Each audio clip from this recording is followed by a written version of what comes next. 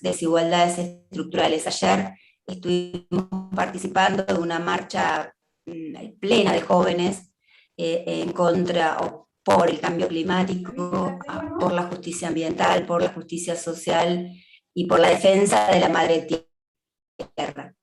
Por eso creemos que en ese contexto dinámico de organizaciones populares es que creemos fundamentalmente y nos desafiamos a seguir pensando y preguntándonos sobre la presencia de la multiculturalidad, de la la plurinacionalidad, las diferentes identidades de nuestra América Latina. Así que bueno, voy a presentar a Patricia Hernández, con la que estamos compartiendo aquí la coordinación en esta hermosa, digamos, mesa y espacio de trabajo. Bueno, buenos días. Antes de comenzar quería preguntar si se escucha, porque me avisan algunos compañeros, algunas compañeras que se escucha entrecortado. ¿Me están escuchando? ¿Se escucha bien? A vos te escuchamos bien, pero a Silvia se la escuchaba como con eco. Bien, bueno. Bueno, entonces, bueno, muchas gracias, Silvia. La verdad que es un honor, un orgullo estar compartiendo esta mesa. Hoy con la compañera Silvia Mazán de Supeva, de Provincia de Buenos Aires. Agradecer también la participación de docentes de todo el país, de hermanos y hermanas de los pueblos originarios, y también agradecemos a quienes nos están viendo por el canal de YouTube, que están también saludando a la mesa. Y bueno, para dar comienzo, voy a dar algunos anuncios que tienen que ver con la dinámica de la mesa.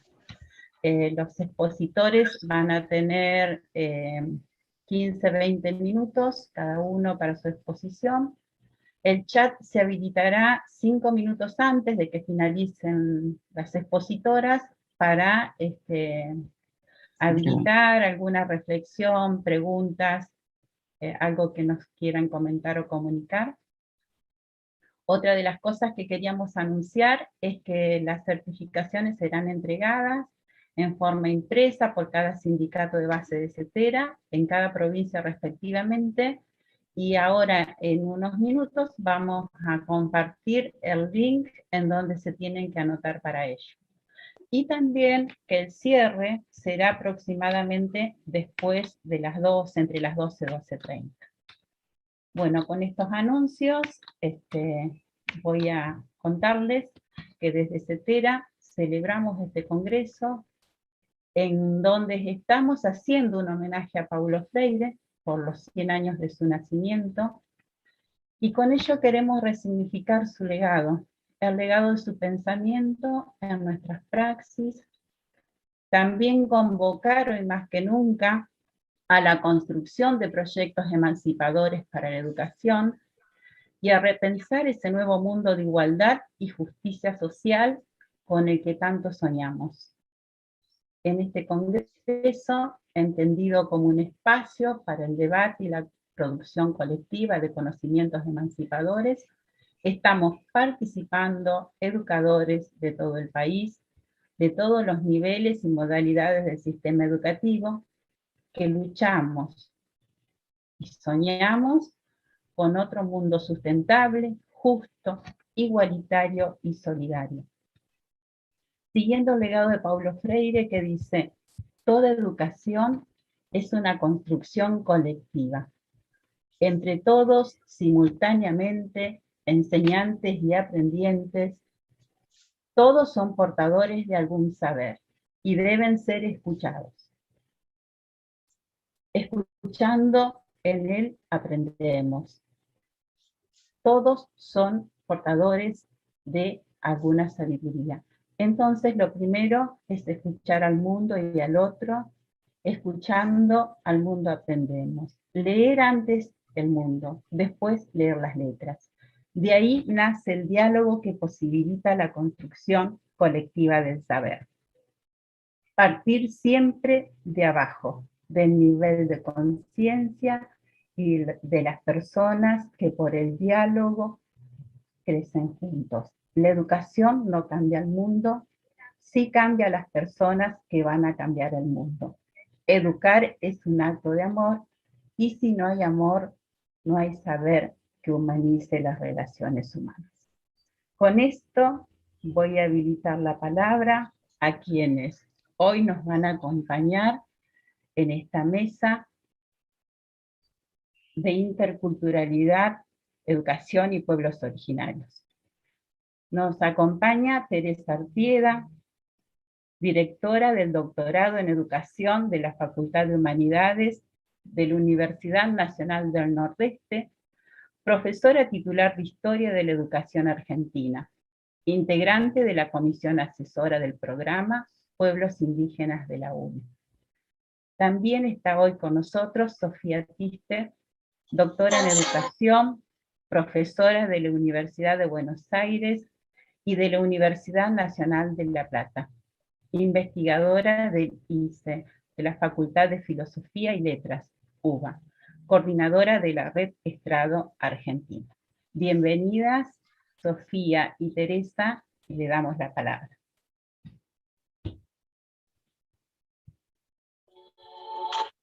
Bueno, buenos días. No sé si estaba sintiendo, ahí está, ya no. Me parece que las dos, Sofía y yo, no colocamos otro dato que nos identifica, Sofía. ¿Qué? Integrantes del colectivo Conversaciones Necesarias. Con mucha alegría y amor lo digo. ¿Qué querés? Perdón, pediría por favor, hay personas que están con el micrófono abierto, si lo pueden apagar, estaría bueno, gracias.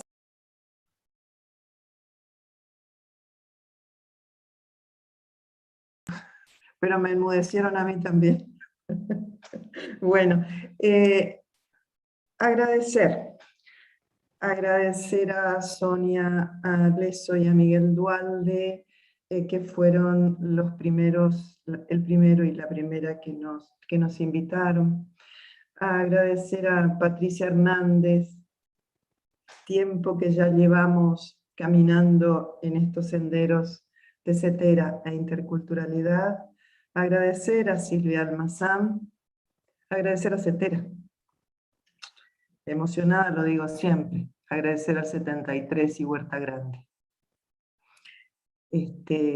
Por estos convites que siempre nos hacen y que para nosotros para mí son un orgullo, un honor. Bien, a ver. En el marco de lo que aquí se conmemora, se celebra, que es el cumpleaños, durante todo el año dura el cumpleaños de Paulo Freire, se me ocurrió a ver por dónde encarar el título de este panel. Releía la presentación al Congreso en la que compañeras y compañeros nos convocan a la construcción de proyectos emancipadores para la educación y a repensar este nuevo mundo de igualdad y justicia social con el que tanto soñamos. No estoy citando la presentación. Y tenía presente también esa premisa, resignificar el legado de Paulo Freire. ¿Cómo ligar en esta exposición tales ideas con el tema título de esta mesa? No sé cuánto voy a lograr responderlo, veremos. Al menos es por donde intento organizarme. Y creo que las preguntas que me fueron guiando fueron estas. ¿Podemos pensar que la interculturalidad y sobre todo la educación en manos indígenas o la participación indígena en educación en la escuela, ¿no? Que hay otras educaciones que no son solo la de la escuela. Digo, la participación indígena en educación en la escuela contribuye a tal construcción emancipadora y a repensar el sueño de la igualdad y la justicia. ¿Cómo contribuyen a esta pregunta las ideas, algunas, de Paulo Freire? para aproximar respuestas iniciales, provisorias, del tipo de pensar en voz alta, podemos recurrir a lo que conocemos, a lo que conozco, de la educación bilingüe intercultural en el Chaco, reconocida por sus desarrollos en ese tema dentro del conjunto de provincias del país. La frase educación en manos indígenas o la participación indígena en educación en la escuela, me parece a mí, encierra la potencia de un inédito viable. Y acá empiezo a citar directamente a Freire. Y que el Chaco sea una provincia reconocida por sus desarrollos en educación bilingüe intercultural, también encierra esa potencia. Incluso la encierra, si cabe, en mayor hondura. Para la Real Academia Española, el significado de inédito es desconocido, nuevo. Y viable es aquello que por sus circunstancias tiene probabilidades de llevarse a cabo. Es lo dicho de un camino o una vía por donde se puede transitar.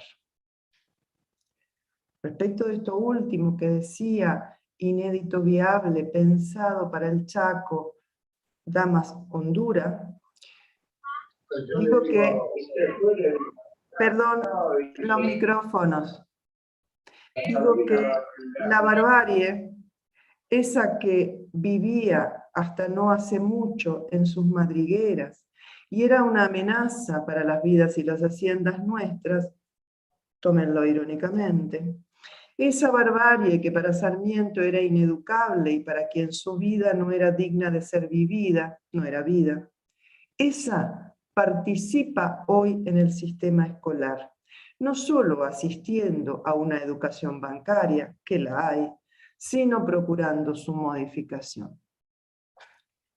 Traigo a colación otros conceptos vinculados al de inédito viable, de Freire, el de situación límite y el de acto límite. En Pedagogía del Oprimido, Freire cita a Vieira Pinto, quien definía actos límites como los que, cito, se dirigen a la superación y negación de lo otorgado, en lugar de implicar su aceptación dócil y pasiva. Los relaciona, Vieira Pinto, con las situaciones límite y con la percepción que de ellas se tenga, de las situaciones límite, como límites infranqueables que como tales configuran obstáculos para la liberación, o, si se los percibe de otro modo, como desafíos a superar. Cita Freire acá otra idea de Vieira Pinto. Las situaciones límite, dice él, y a partir de ahí trabaja buena parte de uno de los capítulos de este libro citado, no son el contorno infranqueable donde terminan las posibilidades, sino el margen real donde empiezan todas las posibilidades. No son la frontera entre el ser y la nada, sino la frontera entre el ser y el ser más ser. Es una obra de 1960 de Vieira Pinto, citada en esta edición de Pedagogía del Oprimido. Freire reflexiona entonces acerca de la percepción que las personas tengan al respecto de las situaciones límite, como techo o como principio, y que de cuál sea la percepción dependen las acciones que se sigan. Leyendo esto, evocaba la respuesta de un dirigente CROM a un dirigente sindical docente, y aclaro prontamente que de otro sindicato, no de Utrecetera de Chaco. Este último, el dirigente sindical docente, se resistía a que, por ejemplo, hubiera directores indígenas en las escuelas. Y entonces, el primero, el dirigente CROM, le dijo: déjennos equivocarnos a nosotros, ustedes ya se equivocaron durante 200 años. qué crítica potente, pienso, encierra esa brevísima frase que constituye en sí misma una clara manifestación, una evidencia de acto límite, según los conceptos de Vieira y de Freire. Así la entiendo yo, al menos. Pareciera que el dirigente indígena, que era la voz de sus pares, que expresaba su pensar y sintetizaba la idea del límite como comienzo, no como desesperanzada barrera de opresión. Pareciera también que en ese recinto, la legislatura chaqueña, que es donde se produjo este encuentro, se encontraban imposibilitados de diálogo dos partes, quienes negaban a los demás, cito a Freire, la pronunciación del mundo, y en un acto de prescripción quitaban a los demás el derecho de decir la palabra referida al mundo que se quiere transformar. Y aquellas personas a quienes se ha negado ese derecho. Y sigo citando a Freire. Primero, es necesario que los que aquí se encuentran negados del derecho primordial de decir la palabra, reconquisten ese derecho, prohibiendo que continúe ese asalto deshumanizante. Cierro la cita. En verdad, lo que allí se estaba discutiendo en el recinto de la legislatura chaqueña no era solo la dirección de las escuelas. De hecho, que en esa provincia ya había para ese momento algunas direcciones indígenas. Pero lo que se debatía era un proyecto de ley que, de aprobarse, constituiría la superación de otras situaciones límite, constituiría un mayor corrimiento de fronteras que en tanto tales entonces dejarían de ser infranqueables. Al año o 2 años de ese diálogo, se sancionó la ley 7446-2014 de, lo digo despacio, así se llama, Educación Pública de Gestión Comunitaria, no social, gestión comunitaria, bilingüe, intercultural, indígena. Esta ley provincial instaura el gobierno y la gestión de establecimientos educativos por parte de los pueblos Jon-Huichi y Mocoy. Se trata de hacerse cargo de las escuelas por medio de equipos de dirección indígenas y consejos comunitarios, que además tienen por ley el derecho de escoger la mitad del personal docente y la totalidad del de maestranza, e incorporar sabios y sabias indígenas a la planta funcional, con sueldo, sin título. Al mismo tiempo, desarrollar experiencias pedagógicas propias y elaborar textos para el estudio. Textualmente, entre los incisos relativos a esos derechos, dice: publicar, difundir y registrar experiencias pedagógicas y elaborar, publicar, patentar y registrar material educativo, cultural, histórico y científico.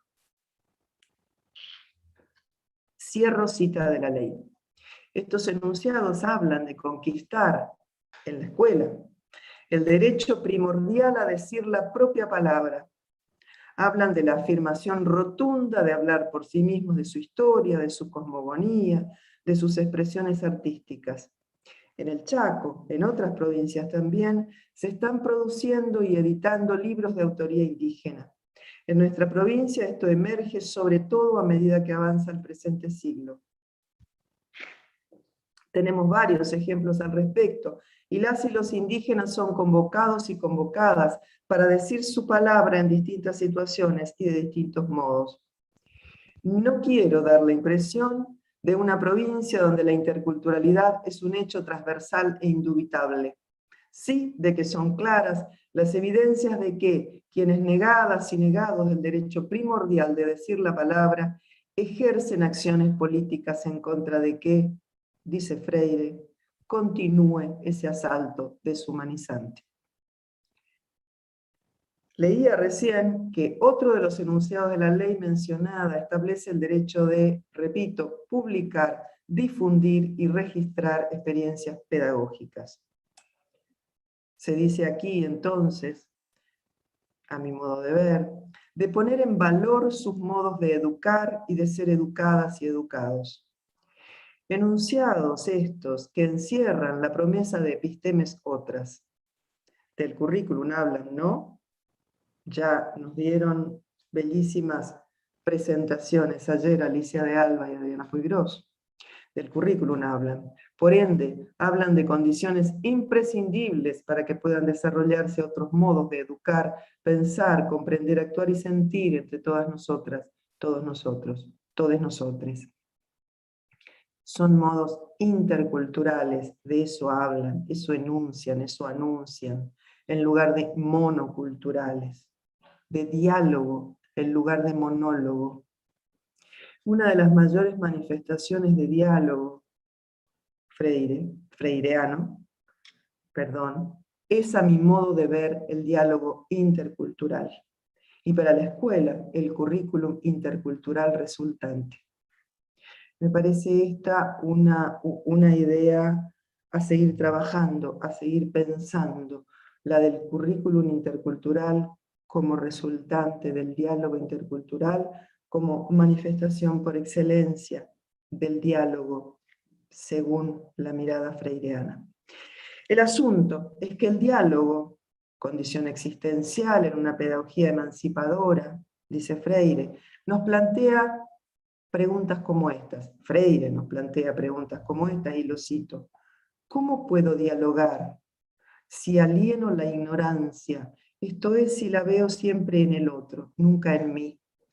¿Cómo puedo dialogar si me siento participante de un gueto de hombres puros, de mujeres puras, agrego aquí, dueños de la verdad y del saber, para quienes todos los que están fuera son esa gente o nativos inferiores? ¿Cómo puedo dialogar si parto de que la pronunciación del mundo es tarea de hombres selectos y que la presencia de las masas en la historia es síntoma de su deterioro, el cual debo evitar? ¿Cómo puedo dialogar si me cierro a la contribución de los otros, la cual jamás reconozco y hasta me siento ofendido con ella? Parte de las preguntas que nos plantea Freire al respecto. Y nos dice él, acerca del diálogo como condición existencial, decía, del diálogo entre los seres humanos para recuperar la humanidad robada y pronunciarse sobre el mundo. Nos habla Freire, porque nos sigue hablando. Ya escuchamos el precioso panel precedente, pero también yo sigo leyendo de aquella edición de Pedagogía del Oprimido que usaba quien fue nuestro profesor de la facultad. No sé si se llega a ver por medio de la cámara. Esa edición decía que usaba quien fue nuestro profesor de la facultad, el que nos introdujo a Freire cuando en el 73 comencé el profesorado de Ciencias de la Educación. Ese mismo libro es el que visito cada tanto. Nos habla, decía Freire, de educadores educándose, educándose, educadores y de la resolución de la contradicción aparente.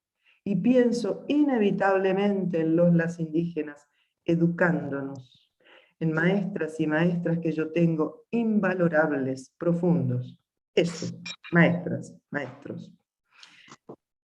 Han visto ayer, y recién Silvia Almazán mencionaba, la marcha de Plaza de Mayo a Congreso en el marco de la huelga mundial por el clima. Y cito el titular de uno de los diarios de Buenos Aires, dice, buscan visibilizar la crisis climática y reclaman medidas concretas para mitigarla. Leía un cartel entre las fotos, yo no estoy en Buenos Aires, uno de los carteles decía, están quemando nuestra casa. Y no es lo ambiental, la educación ambiental, la ley de educación ambiental recientemente sancionada y feliz. Digo, no es el primer tema a raíz del cual pienso que nosotros estamos desandando el camino iniciado desde 1492. Rompimos y ahora tratamos de pegar. Desunimos y ahora tratamos de reunir. Aquello que estaba reunido claramente por los pueblos indígenas de por acá. Y, sin embargo, también esto que digo, desunimos y ahora tratamos de reunir, rompemos y ahora tratamos de enmendar. No hace tanto Leco Zamora, del pueblo Wichí, escribía y dice cada vez que tiene ocasión lo siguiente. Y ahora lo voy a citar a él, un poquito quizá in extenso, pero yo creo que vale la pena. En 2017, Leco, repito, un escritor, un sabio, un maestro del pueblo Wichí y que vive por acá, digo, por la zona de Resistencia, escribía esto: caminé y miré. Caminé y miré por todos los lados del mundo. Solamente vi verde salud sobre la tierra. Eran palabras de mi abuelo. Entonces me trepé al árbol más alto y de allí miré al mundo. Miré hacia donde sale el sol, miré hacia donde se pone el sol. Observé hacia el lado de donde viene el viento, también hacia donde se va el viento. Era verdad las palabras de mi abuelo, y me reveló un mundo verde. Profundas fragancias fluían de lo que el viento me traía, de los diferentes rincones del mundo. Ahora estoy triste, porque se acabaron los árboles, el viento solo trae polvo, y el sol es muy caliente. Se acabarán los ríos, se acabarán los animales, se acabarán los pájaros, se acabarán las flores, se acabará nuestra alegría, se acabarán nuestros lugares, se acabarán nuestras familias, se acabará nuestro mundo. Si muere nuestro mundo, nos llevará a todos nosotros. Debemos cuidarla.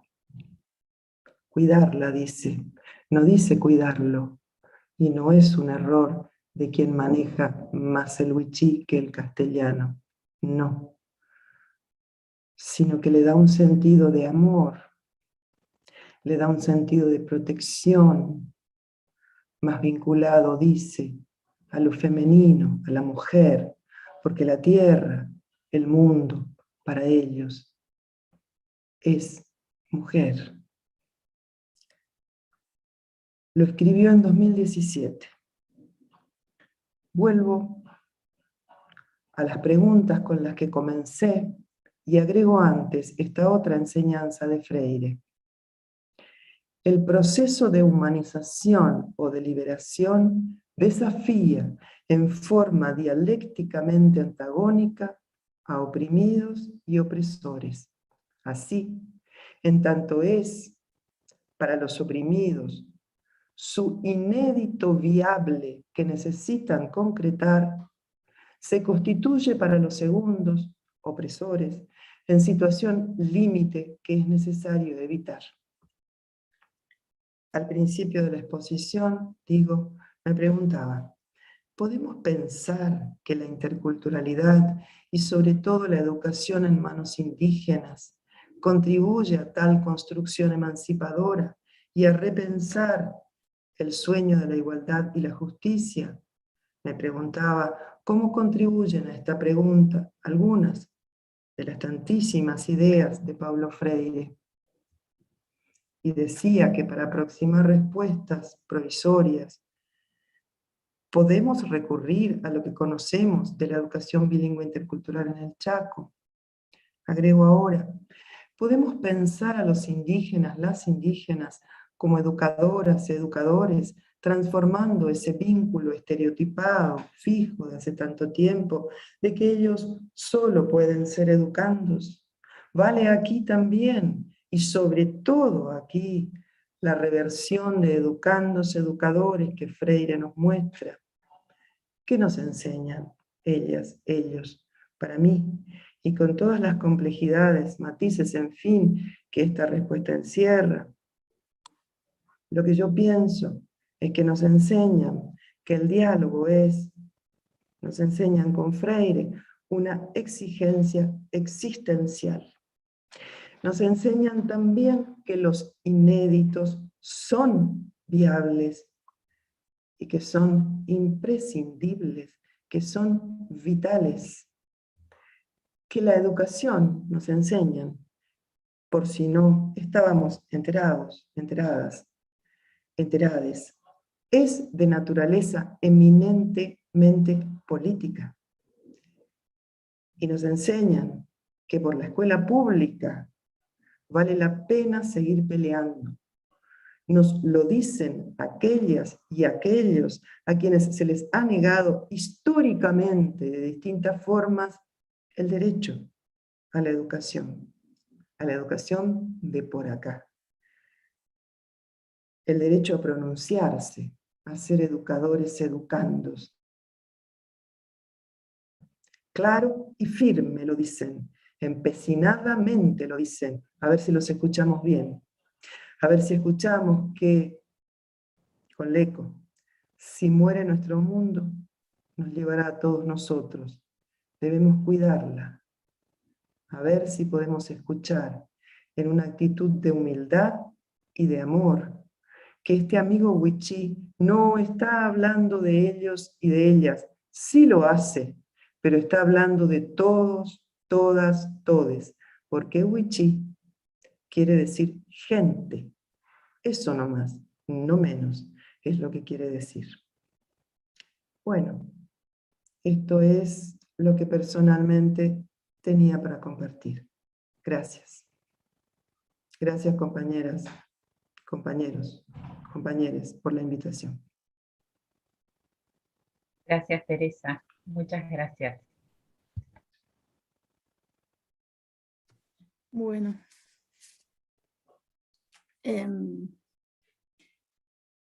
La verdad que después de Tere me queda ahí alta la vara. Quería empezar agradeciendo a Cetera, a Sonia, a Miguel, a Silvia, a Patricia, por la invitación, por el honor que significa estar acá. También a todos las y los docentes que todos los días hacen de la escuela un espacio de disputas para otros futuros, para nuestros pibes, ¿no? Creo que tal vez este tiempo nos permite mirar que las escuelas siguieron abriéndose para alojar a las infancias aún en los momentos más difíciles, y que es importante reconocer eso en cada espacio que ocupemos, que estemos, en los que hablemos, ¿no? Asistimos a una crisis a escala mundial, ¿no? A una crisis epocal, civilizatoria, ecológica, producida por el avance de un capitalismo extractivista sobre territorios, cuerpos y naturalezas en todos los rincones del planeta, enmarcado en un sistema colonial, patriarcal y racista que lo sustenta.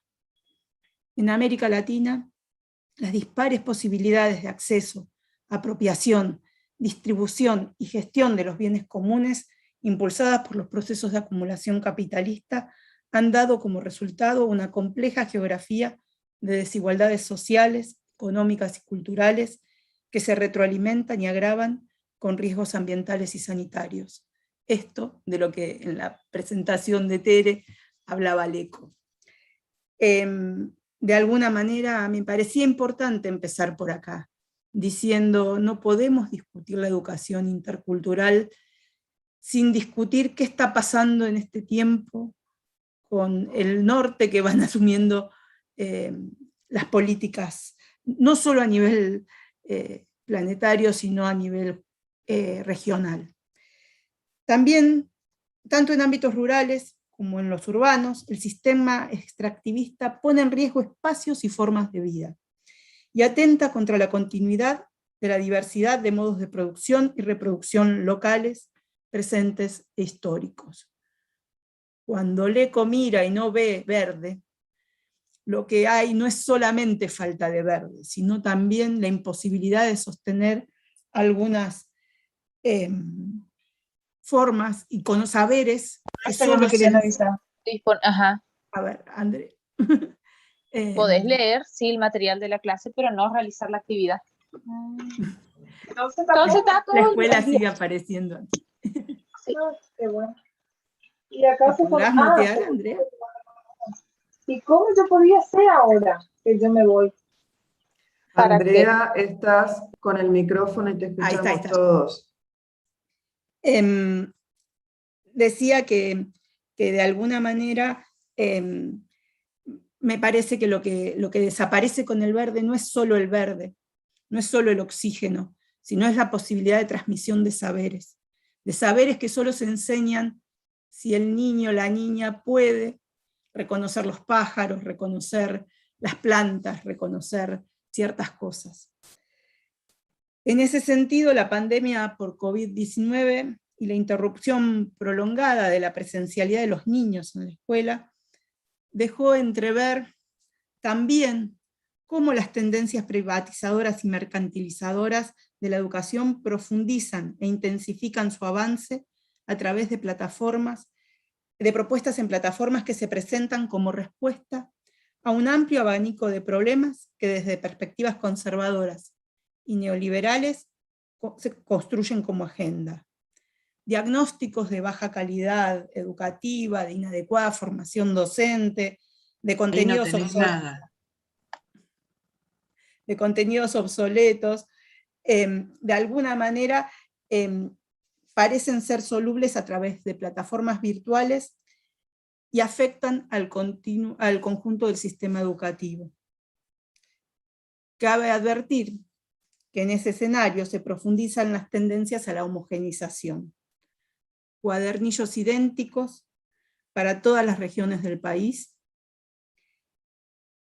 poco revisados en sus contenidos, que tienden a presentar perspectivas muy instaladas sobre los pueblos indígenas, pero también actividades construidas, a veces con las mejores intenciones, que desconocen tanto los saberes populares como las condiciones reales de existencia de los niños y las niñas en nuestro país. Por esto creo que podemos decir que esta coyuntura, esta nueva coyuntura, visibilizó más nítidamente desigualdades y supuestos instalados socialmente en torno a las desiguales posibilidades de acceso tecnológico y a la conectividad, pero también en torno a cómo pensamos a los sujetos pedagógicos que hoy están en nuestras escuelas, niños, docentes, a todos, niñas, todos. Cómo pensamos el trabajo en situaciones que son inherentemente diversas socioculturalmente, ¿no? En ese sentido me parecía importante empezar esta exposición señalando dos cuestiones que me parece que tienen que ver con cómo pensamos nosotros, nosotras, la perspectiva, la presencia de los pueblos originarios en las aulas. Y yo pensaba, y me parecía importante decirlo antes de comenzar a hablar específicamente de educación intercultural, que hay que partir de que las indígenas no son solo sectores vulnerables, sino son pueblos cuyos derechos han sido históricamente vulnerados. Hay una tendencia neoliberal a pensarlos exclusivamente en términos de NBI o de estas cuestiones como sujetos aislados, y no como pueblos con derechos vulnerados históricamente. Los derechos a la tierra, a la educación intercultural bilingüe, a la salud en sus propios términos, y podría seguir así enumerando. Pero me parece importante también advertir que no debiéramos pensarlos a estos pueblos como exclusivamente como víctimas, sino también como colectivos que por sus capacidades han podido resistir y crecer a lo largo de más de 500 años, ¿no? Aún con todos los embates de los que han sido objeto. Y por eso me parece importante pensar, no solo cómo pensamos a los sujetos, sino de qué estamos hablando y en qué clave estamos pensando cuando pensamos en términos de educación intercultural. Me parece clave pensar que el compromiso con los pueblos indígenas no solo se puede ejercer mediante el activismo en favor de sus causas, sino también a través de las perspectivas y prácticas que sostenemos sobre la educación en su conjunto. En ese sentido, me parece que la necesidad de favorecer el diálogo intercultural del que hablaba Tere, ¿no? Derribando prejuicios racistas basados en el desconocimiento y el temor ante la diferencia cultural, es un imperativo para pensar qué docentes, qué docencia, qué trabajo docente queremos sostener hoy. Digo esto porque cuando uno mira retrospectivamente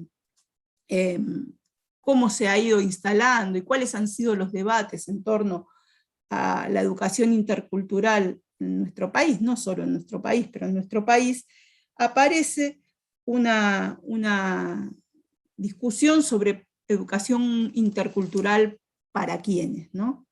Si la educación intercultural es para los pueblos indígenas, o si la educación intercultural debiera ser también, no digo no para los pueblos indígenas, también para todos y todas los niños de la Argentina, porque estamos hablando de este país. En ese sentido, pensar, me parece que sería importante pensar en una educación intercultural basada en la reciprocidad de igualdad de condiciones materiales y simbólicas, en las que las identidades originarias entren en relación con otras, ya fortalecidas por sus propios modos de educación, ya sea escolar o comunitaria. En ese sentido, una interculturalidad con intercambios reales, con debates abiertos sobre el canon y su valoración, es decir, sobre qué es la literatura argentina, de qué va, dónde quedan ciertos saberes, si quedan condenados al lugar de las leyendas o de lo pintoresco, o si quedan como canon, como lo que nos representa, ¿no? Por poner un ejemplo solamente, ¿no? Decía, debates abiertos sobre el canon, es decir, qué damos a leer, qué damos a escribir, qué cuestiones ponderamos como buena educación, ¿no? Qué es lo que ponemos como... Se distancia de las concepciones que consideran a unos centrales y a los otros respetables y tolerables. Una perspectiva que procura establecer comunicación y escucha.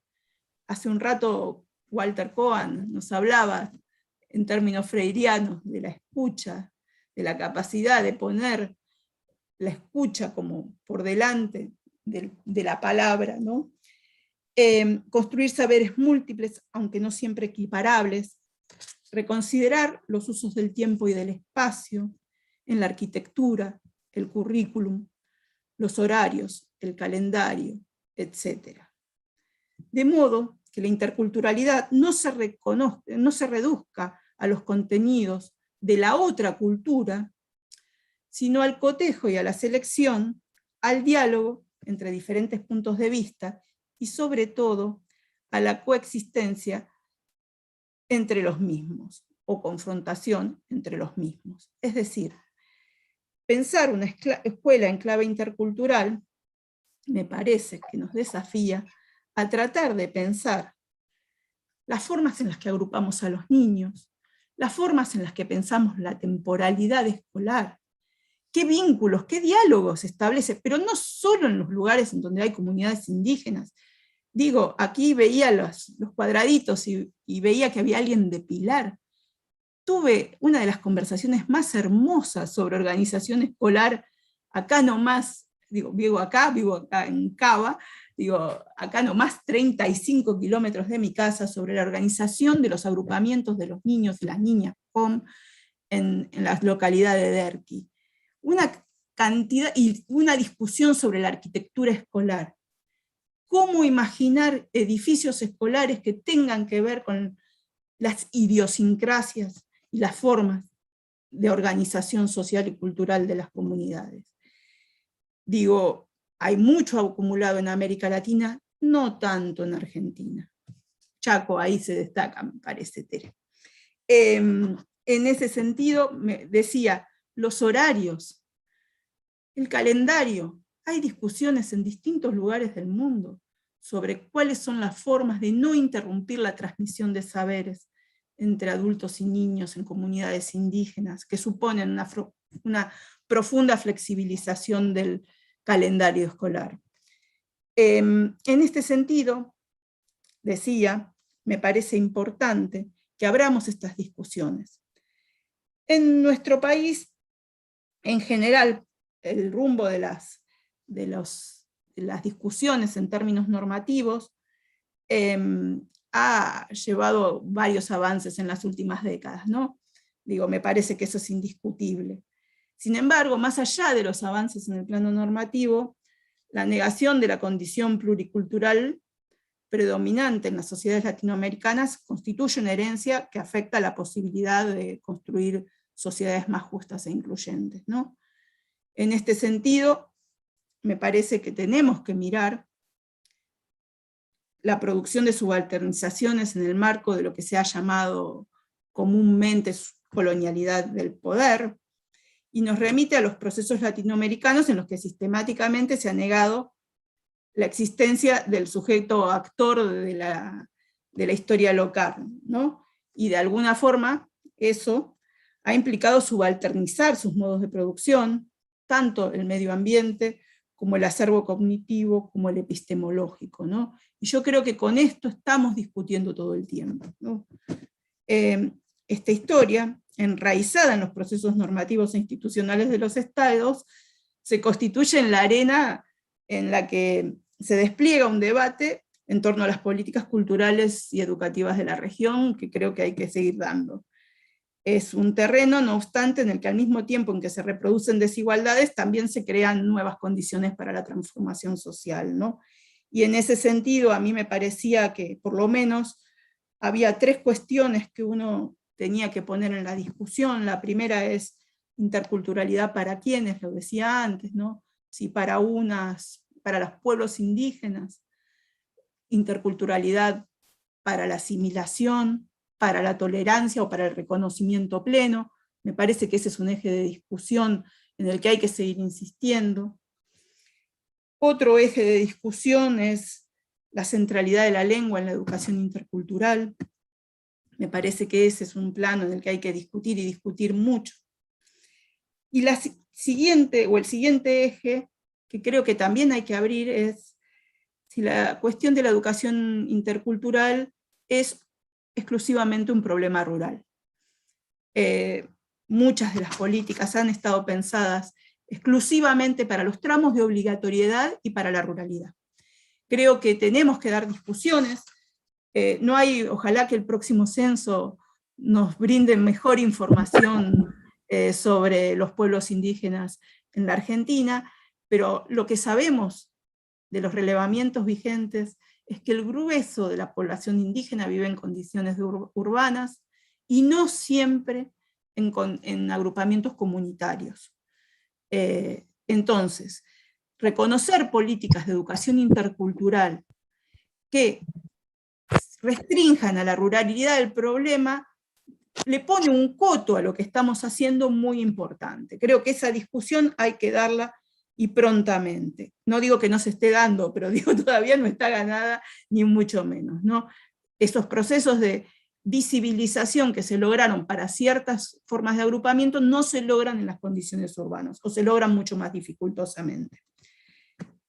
Les decía que me parece que hemos avanzado en los marcos regulatorios. Sin embargo, me parece que la discusión sobre la capacidad de los marcos regulatorios de introducir cambios sustantivos en torno a la cuestión indígena en la existencia cotidiana es materia de debate, ¿no?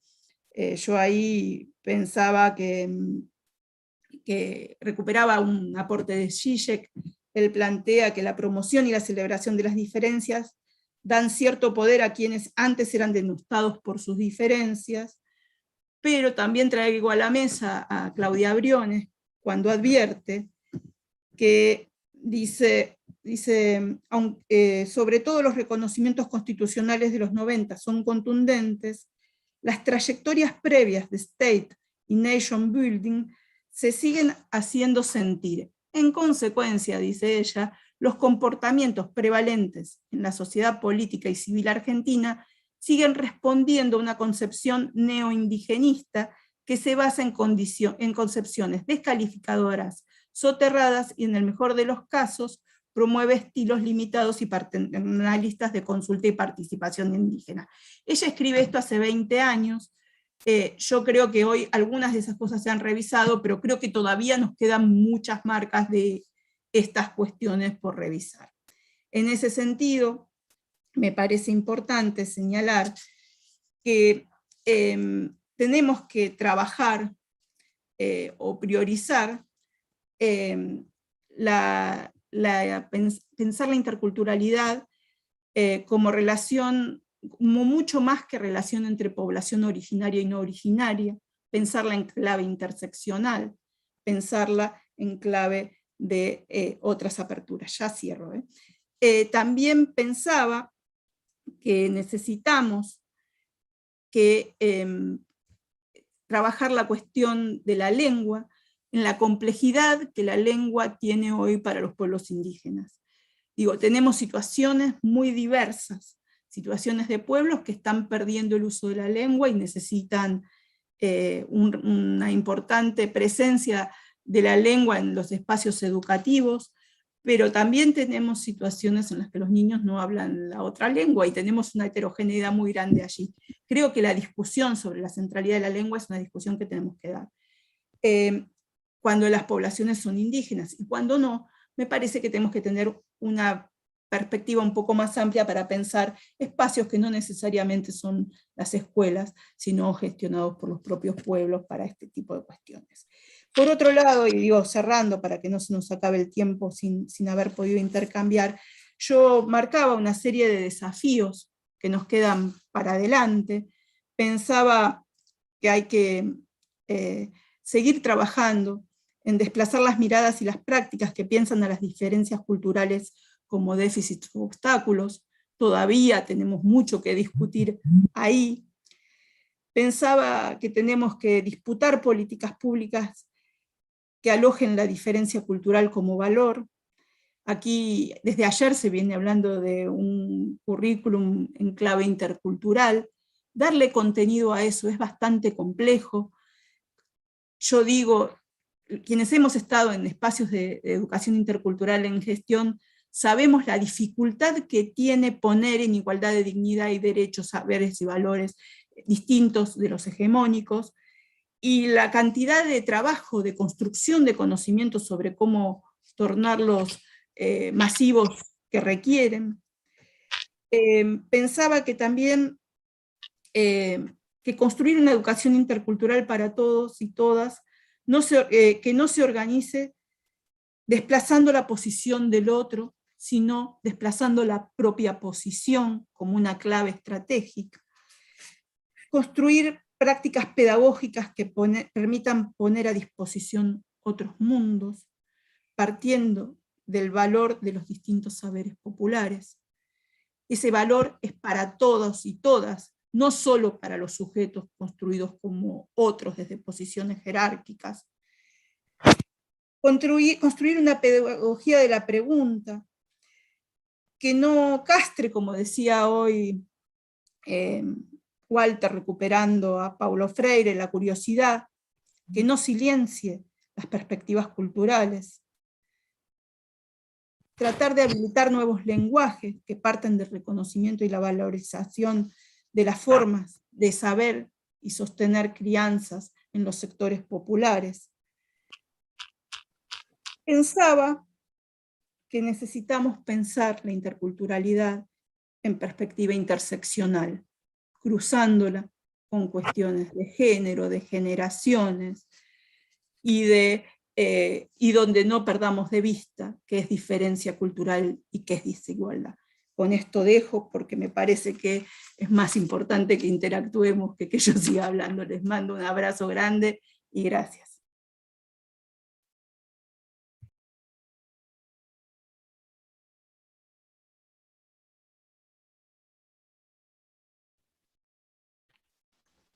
Bueno, muchas gracias, Teresa, Sofía. Muchos saludos, palabras de agradecimiento para las dos. Gracias por los aportes, por las palabras. Pensarnos con la vigencia de la pedagogía emancipadora de Freire es importantísimo para los momentos que estamos viviendo, y pensar políticas en clave de interculturalidad como políticas públicas también tenemos que repensar, que no sea solo para la obligatoriedad y para la zona rural. Bueno, eso ha cambiado en algunas provincias donde se están aplicando algunas políticas, pero por supuesto que nos falta mucho. Bueno, continuamos, Silvia, con los saludos, con reflexiones que están escritas tanto en el chat de Zoom como en el chat de YouTube, del canal de YouTube. Perdonen, compañeras, Bueno. quisiera comentar algo de lo de Sofía, ¿puede ser? Bueno, Teresa, Sí, sí. dale. Vale, de sistematización, propuestas, en fin, de eso. Una sola cosita.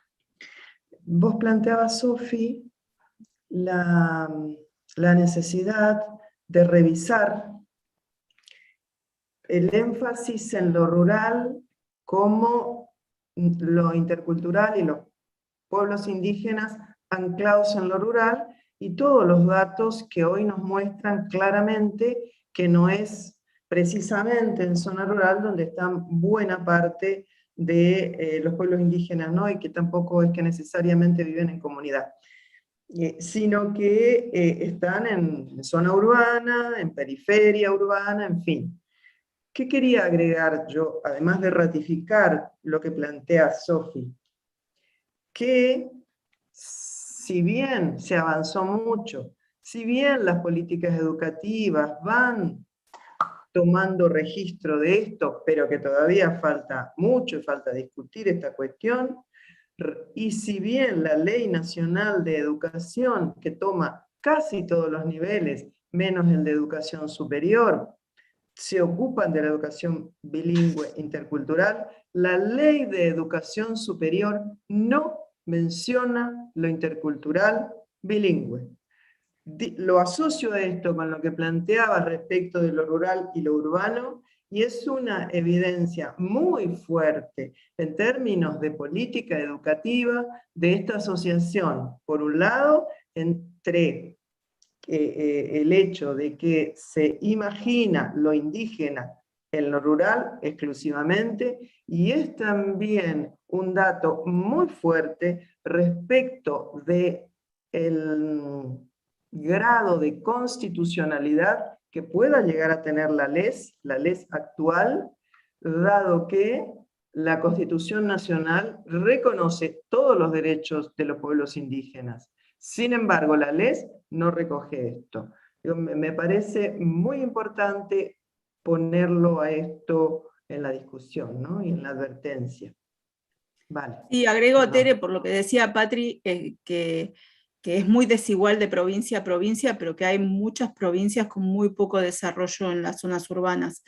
La verdad es que es una deuda, y creo que, bueno, que la desigualdad no es solamente entre provincias ricas y provincias pobres, sino que en este caso tiene que ver con que en algunas jurisdicciones no reconocen la presencia o la importancia de la población indígena en sus políticas educativas, por lo menos, ¿no? Me parece que este es un problema importante que tenemos que conversar y discutir todos, ¿no? Sí. Quería recuperar, mientras sistematizamos lo que está en el chat y en YouTube como reflexiones que traen los compañeros y compañeras que están participando. Una de ellas planteaba que la educación es un acto político y que negar la palabra a las minorías étnicas es negar la educación misma. Y para nosotros desde CETERA venimos planteando desde hace muchos años como concepción, ¿no? Ningún conocimiento oculto, ninguna cultura negada, ningún pueblo invisibilizado, porque en realidad lo que nosotros estamos reflexionando aquí de la visibilización de los pueblos, de sus conocimientos, de sus culturas, de sus construcciones, de su ciencia, de su cosmovisión, vemos que es un proceso que se da en términos mundiales, ¿no? Y la intervención del capitalismo, como decía Sofía, está produciendo grandes migraciones precisamente de esas comunidades originarias. No solo es el impacto ambiental, el impacto humano, porque son procesos que deshumanizan.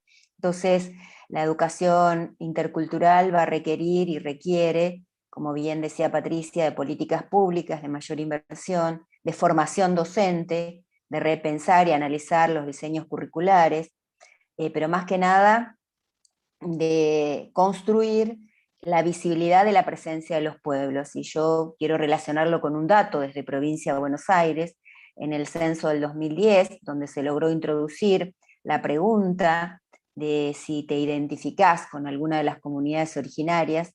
300.000 personas en la provincia de Buenos Aires respondieron que sí, en distintos contextos. Y ahora se está planteando poder clarificar aún más este dato de los pueblos indígenas en nuestro país y que se incluya una pregunta en las lenguas indígenas, una pregunta y un desagregado de las 39 pueblos indígenas en nuestro país, es decir, que se los nombre a cada uno de ellos y nosotros no solo digamos que nos identificamos con una comunidad, sino que podamos especificar con qué comunidad. Entonces creo que esto es parte de esa construcción en el marco de la educación, de seguir avanzando y fortaleciendo y consolidando derechos. Entonces plantear por ahí en esa línea cómo podíamos tomar esta cuestión de problematizar la formación docente vinculada a la educación intercultural y vinculada a la construcción de proyectos pedagógicos institucionales que tengan que anclaje, digamos, en las distintas territorialidades, comunidades y culturas. Me parece que eso es lo que por lo menos registré, que era lo que más estaba apareciendo en las reflexiones que estaban haciendo en el marco tanto de YouTube como del Zoom. ¿Les parece, Teresa y Sofi? Sí, totalmente. ¿Querés arrancar, Tere? ¿O voy yo? Estás muteada, no te escucho. No, empezá vos si querés, Sofi, por favor. A ver, me parece muy, muy importante, al no haber leído las preguntas, espero estar respondiendo lo que preguntaron, pero me parece muy importante comentar una cuestión. Yo creo que, yo no lo dije, tal vez es un error, pero bueno, digamos, en general la formación docente se ha construido sobre un mandato que es el mandato de homogeneización. Esta política de homogeneización, yo diría que se discute y no se discute, las dos cosas, ¿no? Pasan, hay como un proceso confuso, o en todo caso es una disputa hegemónica, diría, ¿no? Por un lado, digo, hay una cantidad de textos, normativas, etcétera, que van a venir a decir, hay que, desde la Constitución en más, digo, ¿no? Que van a decir, hay que hacer lugar a la diferencia, hay que hacer lugar a los pueblos indígenas, etcétera. Sin embargo, en lo que hace a la escuela misma, ese mandato llega, yo diría que en tensión. Y digo, cuando digo a la escuela, digo a la formación docente también, ¿no? Llega en tensión. Por un lado, hay una expectativa de que los niños, año a año, se parte de la idea de que todos los niños de 6, de 7, de 8, tienen los mismos saberes, las mismas posibilidades, que van a avanzar al mismo tiempo al siguiente grado, y así. Y eso no se ha discutido, por decirlo, ¿no? Y se supone, quiero decir, entonces ese mandato, y que todos van a salir iguales, ¿no? Y hay una expectativa social, no solo de la escuela, de que transcurrido un trayecto escolar, no importa cuál sea, todos los niños, todas las niñas sepan lo mismo y hayan pasado por lo mismo. Hay algo ahí en torno a recorridos diversos, a saberes diversos, a una mayor flexibilidad curricular, que yo creo que aún en la formación docente, pero no es culpa de los institutos o de las universidades, sino que me parece que es un problema cultural, no se ha discutido suficientemente, ¿no? Que es esta idea de que diversos repertorios culturales tienen igualdad, dignidad y derecho. Y la escuela queda en una encrucijada. Por un lado tiene este mandato de homogeneización vigente. Yo digo que la muestra de que esto está así son las pruebas, las evaluaciones de la calidad y las aseveraciones sobre cómo está la educación en función de los resultados de evaluaciones idénticas que se toman en todo el país, ¿no? Entonces uno dice, esas evaluaciones estandarizadas supuestamente devuelven una foto que informan cómo es la calidad de la educación. Eso habla de una voluntad de homogeneización activa. Al mismo tiempo y simultáneamente ha ido ocupando, por suerte, cada vez más espacio, un discurso de reconocimiento de las alteridades, de otros repertorios culturales y demás. Ahora, esa atención no está resuelta en el currículum, no está resuelta ni siquiera en las políticas, diría yo, y se resuelve en cada aula. Entonces ahí yo creo que las educadoras nos apropiemos de ese lugar de decisión que tenemos para ponerlo en circulación es muy importante. Yo creo que lo que nos queda, y no quisiera darlo por cerrado, sino más bien como abrir una conversación sobre cómo se hace, digamos, una pregunta sobre cómo se hace, yo creo que cuando una tiene la oportunidad de estar en lugares de decisión, sea un aula o sea la Dirección de Educación Intercultural de la Provincia de Buenos Aires, y dar orientaciones sobre esto, se encuentra con todas las rigideces que el sistema tiene, y hay a las que hay que discutir. ¿Es posible discutirlas? Sí. ¿Es sencillo? No. Y creo que ahí hay que tener claridad política, ¿no? Volvemos a Freire, digamos, ¿no? Que es, ¿qué sería una educación intercultural? Bueno, es una educación en donde todos los mundos entren, tratando de que no entren jerarquizados, no una educación a medida de cada uno. Digo, hay como 3 o 4 versiones que yo diría sintéticamente, ¿no? Está la idea de reconocer al otro para asimilarlo a uno, es decir, sos indígena, te enseño castellano, aprendé lo mío. La de la tolerancia, bueno, vos sos distinto a mí, bueno, yo te soporto, digamos, te tolero, ¿no? Y te dejo ahí, y me quedo aquí. Y me parece que hay una perspectiva más interesante, que es la de la interculturalidad como perspectiva crítica, de poder pensar que no hay únicas maneras de pensar la historia, el tiempo, los relatos, la relación con la naturaleza, podríamos seguir, ¿no? Eso que he dicho acá, corto, parece sencillo, puesto en propuestas pedagógicas, no es tan sencillo, es todo un desafío, y creo que hay muchas escuelas que tienen mucho avanzado, pero tal vez es difícil su circulación, ¿no?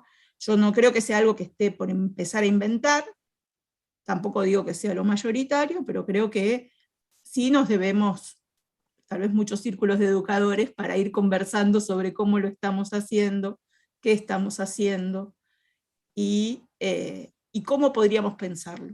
No imaginando que hay únicas maneras, pero sí imaginando que también supone, acá alguien en el chat pone desandar el camino, y yo creo que sí, hay que desandar el camino, reconocer otros senderos, y también ver qué otros senderos recorrieron algunos y algunas compañeras que han encontrado algunas cosas interesantes, ¿no? Creo que hay que también revalorizar mucho lo que se hace. Yo no creo que sea algo por empezar de cero, de ninguna manera.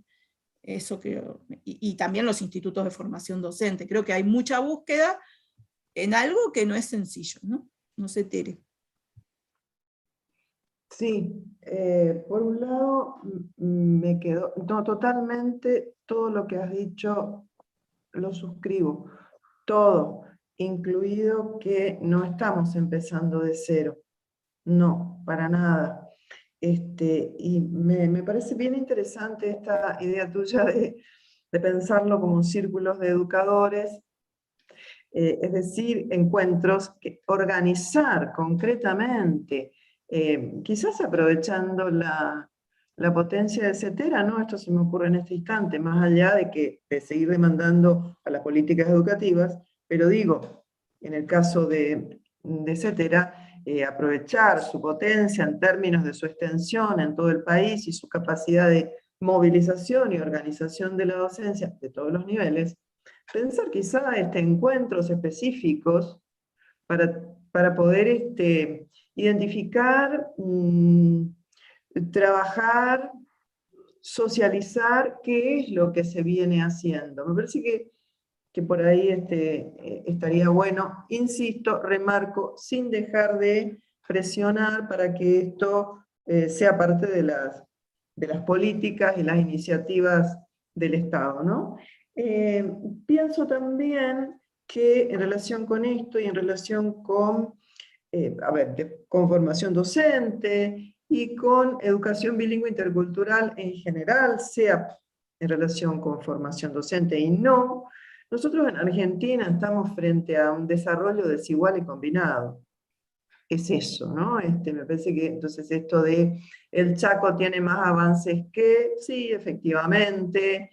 En Salta estaba pensando que aparentemente, hasta donde tengo la información, hay un director indígena, hace muy poco reconocido como tal, ¿no? Entonces también hay que tomar esto en consideración, ese desarrollo desigual y combinado de la educación bilingüe intercultural en todo el país, que tiene que ver con, por un lado, las políticas de los estados provinciales, por otro lado, con la historia de los movimientos y organizaciones indígenas que son disímiles por región, ¿verdad? Y que son, por supuesto, un actor fundamental en este desarrollo. Y al mismo tiempo pensaba en formación docente y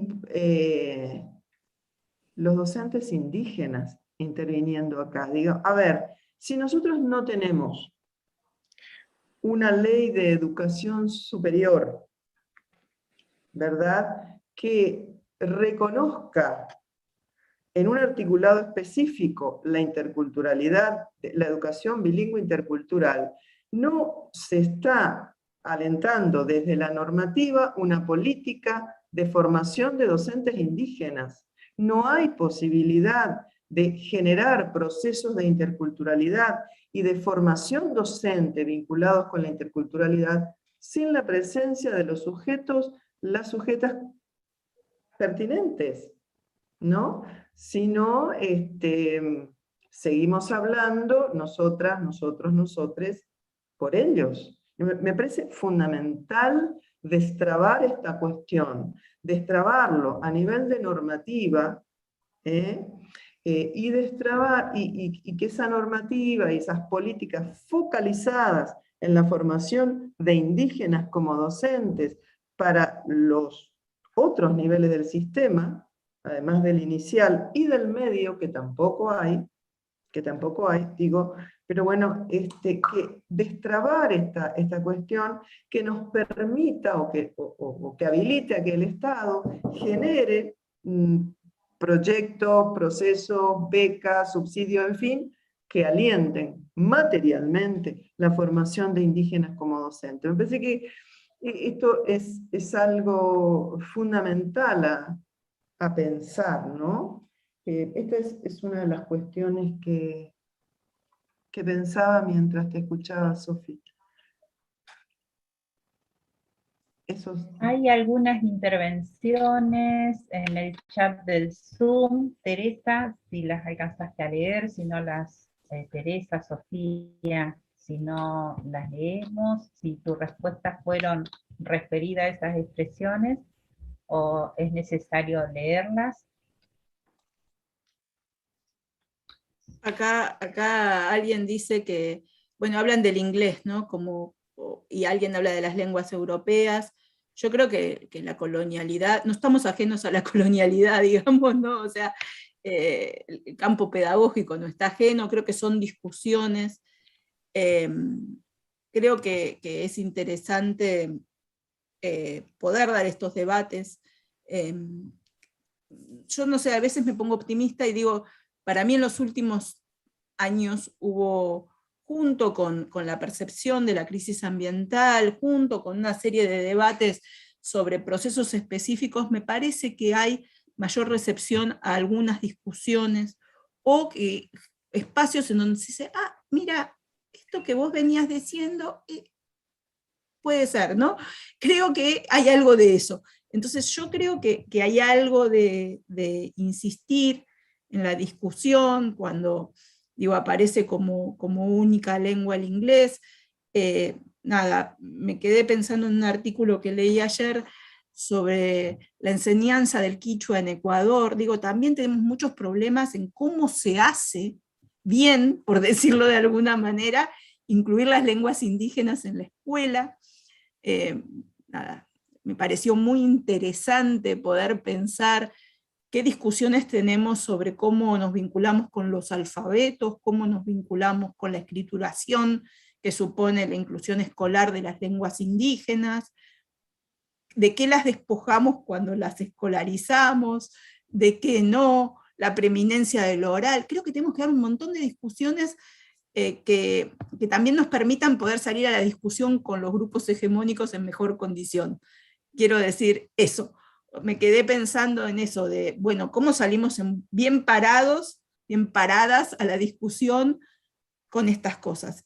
Me parece que ahí tenemos que afirmarnos. Lo digo, mi experiencia como directora de Educación Intercultural de la provincia de Buenos Aires fue que a mí me costaba, yo podía tener claro qué quería hacer, pero cuando buscaba, por ejemplo, referentes con los que construir alternativas para mostrar qué era esto de que un mismo saber es construido de distinta manera por distintos grupos y por distintas cosmovisiones, no era tan sencillo. Entonces poder mostrar estas cosas, mostrar qué señalamientos en la enseñanza, señalamientos como error en la enseñanza tienen que ver con marcas culturales, ¿no? Cuando a un niño se le dice, hablas mal, ¿cuántas veces lo que se está marcando es que ha sido, ha aprendido a hablar en otra lengua y entonces pluraliza distinto, o cosas por el estilo? Me parece que ahí, yo no sé, hoy me pondría mucho a discutir entre nosotros cómo presentamos algunas cosas que también permitan que este correrse de que la diversidad es un obstáculo sea posible, ¿no? O sea, sea posible. Es decir, cuando vos entendés que al pibe lo que le está pasando es que su primera lengua fue el guaraní, te desarmás la idea del error. Pero para eso tenemos que saber qué es lo que está pasando ahí. Yo creo que, y tenemos que saber qué les proponemos a los institutos de formación docente que hagan con esas cosas. Creo que ahí tenemos que acumular saber. Hace una semana empezamos junto con Mirta Castedo y Suteba a trabajar en un proyecto sobre la heterogeneidad y la diversidad cultural en las aulas de las escuelas rurales de la provincia de Buenos Aires. Yo creo que es por ahí, mirando muy bien cómo lo estamos pensando, y acumulando saber ahí. No me la imagino de otra manera, pero bueno, esa soy yo. Puede haber miles. Abonando a esto y en relación con los comentarios en el chat, hay quien pone el foco en los prejuicios aprendidos a lo largo de estos 200 años. A mí me parece que un nudo a trabajar en la formación docente es esta, ¿no? Revisar las matrices de aprendizaje. Acá estoy tomando una idea de Cecilia Braslavsky, las matrices de aprendizajes con las cuales construimos nuestra mirada sobre lo indígena. Me parece fundamental. En buena parte se puede también develar a partir de esto que dice Sofía, ¿no? Estás hablando mal. Bueno, ¿qué está ahí subyaciendo como prejuicio sobre la lengua, como prejuicio, como matriz de aprendizaje sobre la lengua indígena, ¿no? Sobre las lenguas indígenas? Me parece que eso es un nudo central. Yo creo que ahí tenemos mucho, más por la urbanidad. O sea, pasa que los maestros muchas veces no advierten que ahí lo que hay es una primera lengua a otra, porque eso en la escuela se oculta. Eso debe pasar en todos lados, no solo en las zonas urbanas, pero la primera lengua se oculta. Y entonces es complejo construir la confianza. Ahora, me parece que estas cosas, primero tenemos que saberlas para después proponerles a los institutos que las trabajen, para después, porque en general en un aula hay distintas lenguas coexistiendo, distintas marcas culturales que no siempre son indígenas, ¿no? O sea, o por lo menos no se autoidentifican como indígenas, ¿no? Yo tal vez tengo más caminado el conurbano, pero uno va a un aula y yo una vez hice el ejercicio y trataba de ver cuántas, y había niños de familias bolivianas que se identificaban como indígenas, que no se identificaban como indígenas, de familias paraguayas, del norte argentino, de tal lado, y cuando uno termina de armar ese mapa es muy grande. Los maestros tenemos que tener claves generales de qué preguntas hacernos. Yo creo que esa sí es una cuestión para trabajar en la formación docente, ¿no? Que es, ¿qué preguntas nos hacemos? Creo que otra cuestión, y abonando a los interculturales no son los otros, o la interculturalidad es problema de los otros, abonando a una posición absolutamente contraria a esto, ¿no? ¿Qué pasa con las lenguas indígenas como parte de la currícula de la formación docente? ¿No? Es decir, se aprende, se mejora el dominio del castellano y se aprende alguna lengua extranjera. Pero, ¿y las lenguas indígenas de las distintas regiones, verdad? Hay alguien que menciona el mapudungún, dice, en la currícula están contempladas las lenguas de los pueblos originarios para ser materia obligatoria en el orientado, no sé de qué región está hablando, pero del Chaco no está hablando, eso les aseguro. Por ejemplo, de Salta tampoco está hablando, les aseguro. Entonces me parece que esa también es una cuestión a ir pensando, por no decir a ir instalando. Empecemos por pensarla, no me animo a instalarla, más allá de que yo lo piense así, ¿no? Entonces, sí, soy de Río Negro, dice Moto Z3 Play, pero bueno, nada. Esta me parece una cuestión fundamental. Hace poco estaba dando clase y alguien, una estudiante de la universidad decía, bueno, ahora la interculturalidad ya está instalada en nuestras aulas, hablaba de la Universidad Nacional del Nordeste, donde tenemos un programa específico de trabajar con los pueblos indígenas de Chaco, y no solo de Chaco, para el acceso, permanencia y egreso a los estudios de grado de la universidad. Y yo le dije ante esta afirmación, que era algo así como tenemos la interculturalidad resuelta en las carreras de nuestra universidad y de nuestra facultad, Facultad de Humanidades, les dije, perdón, ¿está alguna lengua indígena en el plan de estudios de los profesorados? No, dicen. Ah, bueno, digo, me parece que esto entonces, Galaxy si puede, gracias. Me parece eso, ¿no? Que eso es importante de tomar.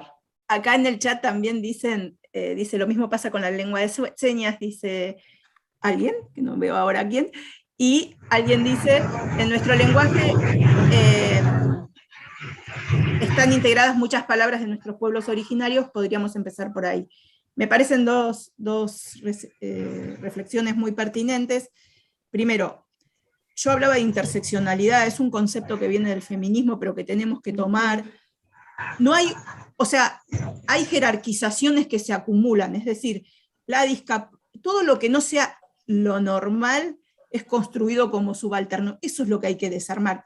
El problema es que ese es el meollo de la modernidad, digamos, ¿no? La idea de que hay unos superiores, una única forma de ser y habitar el mundo, que es la buena, que justo coincide con la de los poderosos, y que todos los demás somos sujetos medio cachuzos, ¿no? Y en ese sentido creo que lo que hay que discutir es ese modelo, ¿no? Que piensa que hay una normalidad normal, digamos, ¿no? Y que trata de que todos nos parezcamos a eso. Esa es la discusión. El tema es cómo la sostenemos en los distintos lugares, o esta idea de que las mujeres no pueden hacerse de la tecnología, o una cantidad de cosas que se van enseñando desde pequeñitos, ni siquiera digo que sea solo la escuela. Y con respecto al tema de las lenguas originarias, yo digo, Tere decía que estén las lenguas, yo digo que estén las lenguas, pero no para traducir punto a punto. Agrego, porque no son las lenguas sin las cosmovisiones. Yo lo dije demasiado rápido, no me detuve ahí, pero muchas veces la escuela se preocupa. Voy a poner un ejemplo que me pasó en Provincia de Buenos Aires, me invitan a un acto, yo directora de Educación Intercultural, ¿qué hacemos para agasajar a la directora de Educación Intercultural? Entonces, estaba el himno nacional, no, creo que era Mapuzungún, me parece. Entonces uno dice, eso no, gente. El himno nacional, no importa en qué lengua esté, es el himno nacional. En todo caso, pensemos si la lengua originaria nos sirve para conocer ese otro mundo. Porque si es para traducir el propio y que el niño le cante al Estado argentino, no cambiamos, aunque sea en otra lengua, no cambiamos el eje. Hay que cambiar mucho más que aparezcan, no sé cómo decirlo. Sí me parece interesante mirar cuántas palabras de la lengua originaria usamos en la vida cotidiana, como para decir, miren, estaban acá antes que nosotros, no por nada los lugares se llaman así, o estas cosas las usamos, pero advierto que es la lengua y la cosmovisión. Si no, nunca nos corremos de nuestro propio eje, porque lo que es difícil para la escuela, y para nosotros, los que la habitamos, digamos, es poner en cuestión la primacía de la propia cultura, ¿no? Que la forma occidental de ver y entender el mundo es la posta. Y poner en discusión eso es difícil, porque nos descoloca, porque a nosotros nos enseñaron que los maestros, las maestras, somos los que tenemos la verdad revelada sobre la cosa. Y entonces decir, bueno, yo lo veo así, pero puede haber otras formas de verlo, eso es más complicado. Y creo que esa es la discusión que está acá, ¿no? Es correrse de la idea no sé, de lo correcto y de lo incorrecto, y poder entender que hay perspectivas, que hay formas, que tal vez es muy importante que los niños conozcan las occidentales, porque son las que te abren ciertas puertas, pero que no las conozcan como mejores, ¿no? Bueno, la verdad que agradecerles profundamente a Teresa y a Sofía en este espacio, en el marco de este Congreso Pedagógico de la CETERA, que va a quedar como un hito histórico para nuestra organización, pero también para los trabajadores y trabajadoras de la educación.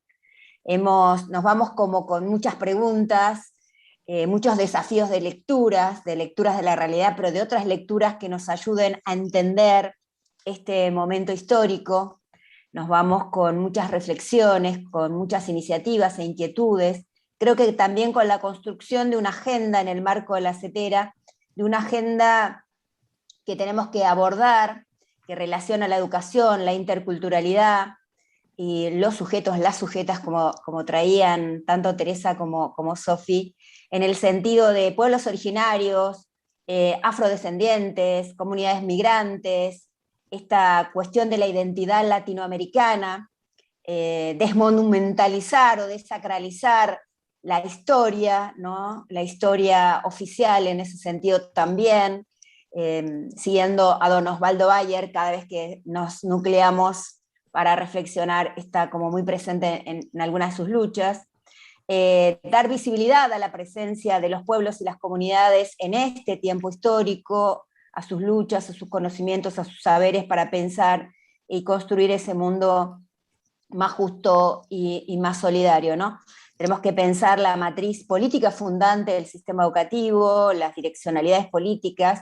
Creo que a 15 años de la Ley de Educación Nacional, que fue una conquista, que fue precedida de una lucha, y se transformó en una política estatal allá en el 2006, nos marca cuestiones también como agenda que aún tenemos que seguir pensando, nuevas leyes, nueva construcción de derechos, reflexiones. Creemos que una política de formación docente en términos nacionales es muy importante, con la particularidad de cada una de las regiones de nuestro país, con la inclusión de conocimientos que son muy necesarios para intervenir desde la escuela en la territorialidad. Creo que la interculturalidad también, en esto lo de la interseccionalidad, también colabora en pensar la vinculación entre las escuelas y las comunidades en la escuela, y la representación y la organización de las comunidades y de los estudiantes en la definición de los proyectos institucionales. Hay mucho por trabajar por delante. Es el desafío, digamos, estamos apasionados en esta convocatoria de recuperar y hacer consciente cómo transita nuestras aulas, nuestro debate, la producción de conocimientos, la pedagogía freiriana. Y bueno, creo que Patricia, estamos muy contentas de haber estado en este espacio. Seguramente vamos a tener otro capítulo, porque acá nos pedían otras participaciones, otras representaciones.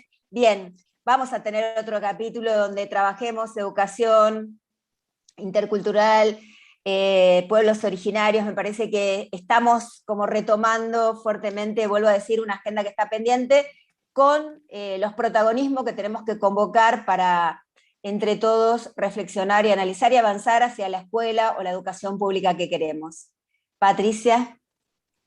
Bueno, sí, también decirles un gracias inmenso con Silvia. La verdad que es una alegría. Venimos trabajando desde los sindicatos de base de CETERA con los pueblos originarios, con los maestros, con los educadores bilingües interculturales, en pos de una pedagogía emancipadora, de una pedagogía por el buen vivir, tal cual lo decía por ahí en el chat, y también haciendo honor a la pedagogía de la esperanza de Paulo Freire, que en su último tiempo incluye a la educación, en la educación el cuidado por la madre tierra, pensando las amenazas a las que está sometida. Paulo Freire creó el verbo esperanzar, la acción que suscita la esperanza operativa y lo viable posible, una expresión frecuente de Paulo Freire, para llegar a una sociedad menos malvada, que no haga tan difícil el amor. Dentro de este amor hay que incluir a la Madre Tierra, sin la cual no hay futuro para la humanidad. Con esto quiero cerrar, agradecerle a quienes estuvieron en esta mesa y decirles que vamos a compartir un link para el cierre con una canción que se llama Sueñeros, que es de Van der Mole y que fue interpretado por docentes de todo el país.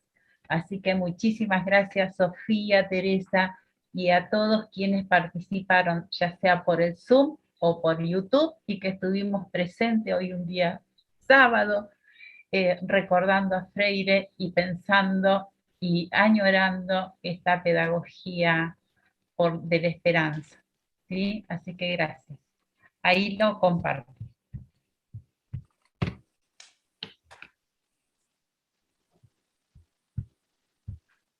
Muchas gracias. Si queremos abrir los micrófonos para saludarnos y para aplaudirnos y compartir creo que es un momento de alegría, tener estos espacios y poder charlar sobre estas problemáticas. Yo creo que nos generan desde CETERA una gran alegría. Muchas gracias.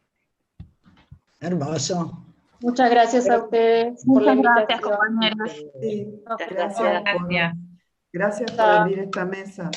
CETERA viene Muchas haciendo gracias. punta acá. Por más mesas, entonces. Por más mesas. Bueno, Gracias, Silvia, compañera. Patricia les hablan. Por supuesto, Sí. por supuesto, Sí. por supuesto. Siempre, Teresa y siempre Sofi también. dispuesto.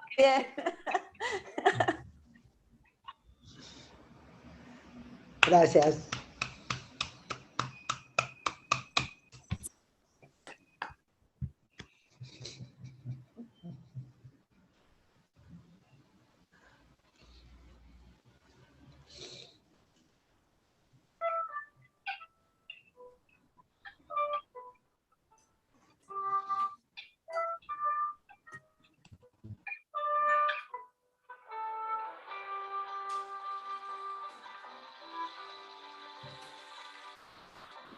Vivo en la oscuridad, animal sin reposo, tu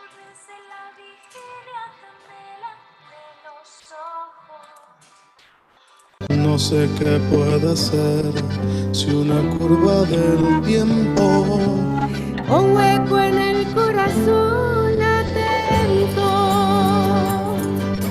Trigo sobre el brocal para que coma el hambre. Y abajo el peligroso agujero de la sangre. Yo no puedo ver más que la noche alerta y el misterio detrás de las puertas. Sueñero, jinete sin descanso. Sueñero sobre un papel en blanco. Sueñero, centinela de mi alma. Sueñero, duérmete y dame calma.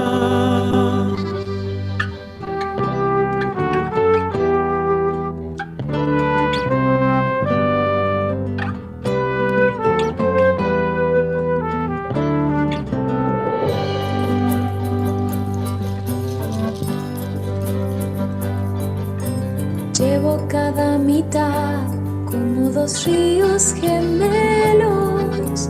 Uno cruza la tierra y otro fluye en el cielo.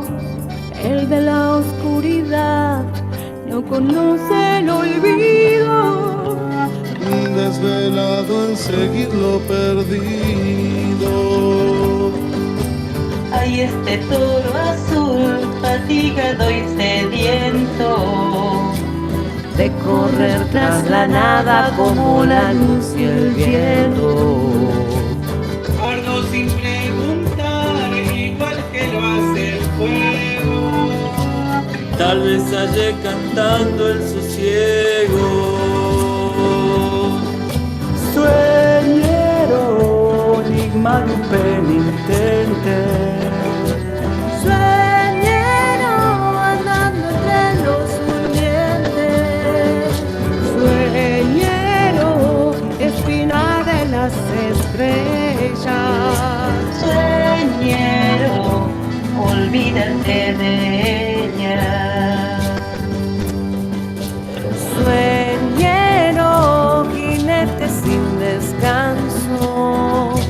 Sueñero, sobre un papel en blanco.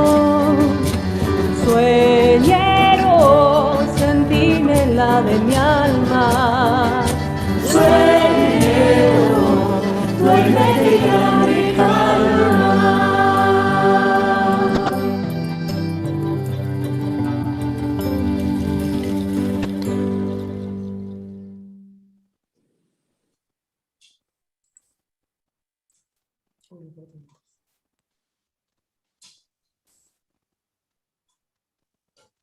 Bellísimo, muchas gracias.